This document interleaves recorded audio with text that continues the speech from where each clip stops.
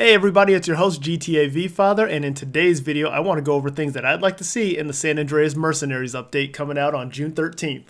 Now, needless to say, I got super excited when I saw that this was announced. I actually grew up on games like Ace Combat, so when GTA Online came out and, there were jets and helicopters and stuff, the transition was pretty easy for people like me and some of my really good friends that I played this game with. So when Smuggler's Run came out back in 2017, my buddies and I, we felt right at home with that update. I'll explain more about, Smuggler's Run in a future video, but for now, let's talk about some things that I'd like to see here. Now first, let's talk about the elephant in the room, the jets. We knew that these things have been way too powerful since 2013, when everything started. The explosive rounds are just an absolute nuisance to everyone, and yeah, sure, you can see in the video here, I am taking full advantage of it, but to be honest with you, these things are too strong. They never need to be explosive, they fire too fast. Personally, I always said just take the explosive rounds off of it and just make it a regular gun, and everybody's going to be A-okay. I mean, if you guys think about it, the jets were the sole reason why we ended up with the explosive sniper rifle rounds or even the railgun in this game. So I'm going to cross my fingers that the guns on the Laser and the Hydra are going to be more like what they are on the Seabreeze and the Pyro. Still very effective against aircraft for dogfights, but not going to absolutely obliterate anyone and everything on the ground.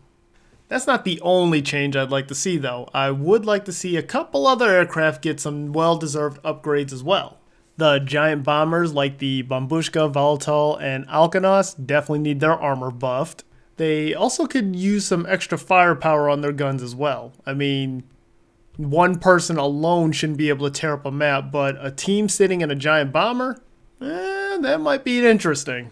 There's some helicopters out there that can use an update as well. Things like the Cargo Bob or even the Valkyrie. The Cargo Bob, there should be an upgrade to give it some flares or even the longer hook that we see on certain missions just to make it easier to grab things.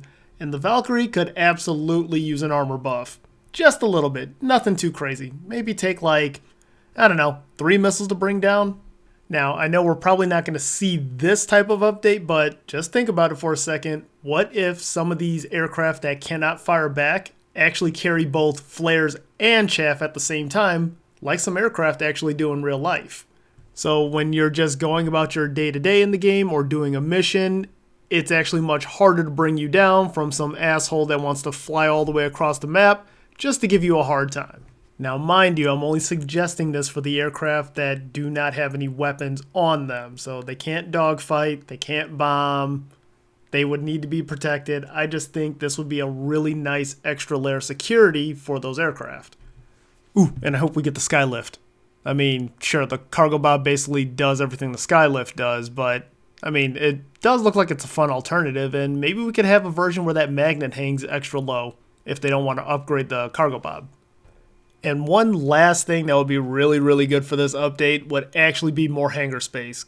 Believe it or not, I actually have 20 out of 21 hangar-only storage vehicles, which means you can own said vehicles, but they belong in a hangar. They're not Pegasus, you can't call them in. So with more hangar space, and with them, of course, releasing some more aircraft, I'd like to have some more, I'd like to put the Kanata in when that came out, but there was no room for it, and I was like, well, it's not weaponized, I don't need it. Can't call it in through SecuroServe either if I'm a CEO, so what's the point? Yeah, sure, it climbs vertically very fast, but, there's other aircraft that can do almost the same thing and better, so I didn't see a reason to get it. But now that there is going to be extra space, or if there is extra space, I might actually consider getting it. Okay, so that bit was more about the quality of life things that I'd like to see. Now this next part, I definitely want to go over the new aircraft that I saw that made me really, really excited. So at the time of this recording, we do not yet know the name of this aircraft, but just from looking at the picture, we can tell it's a cross between an F-35 Lightning and it's got a little bit of that F-22 Raptor back there. So the thing that I'm crossing my fingers for most is that this airplane is going to be stealth. So you can operate it like the Akula. So when you're ready to strike, you appear on radar. when you retract the weapons, you're off radar. I think that's going to work really, really well in this game. The only thing I would add on to it is, please, for the love of God, make sure the machine guns are regular. Do not make them explosive, and you're going to have a pretty balanced plane. Like, a squadron doing hangar missions with these things in a full lobby would actually be really, really cool, because almost the entire lobby is not even going to know that they were there. So I think being able to conduct businesses in those big lobbies without anybody really knowing should be a lot of fun. The other update that it looks like we're getting is something to the Avenger, which I'm super excited about. This thing is going to have guns and rocket pods. It's going to be an even more powerful team death machine, as, you know, team vehicles should be. I don't believe that one person should be able to dominate an entire map in one vehicle all by themselves. I feel like if you're going to go crazy on everybody in the map, you should have to do it as a team. It also looks like it's becoming what we all thought the Avenger was going to be when we first saw it, and it's going to be a type of sky base. You know, it's going to have some type of terminal that we're going to launch some missions from.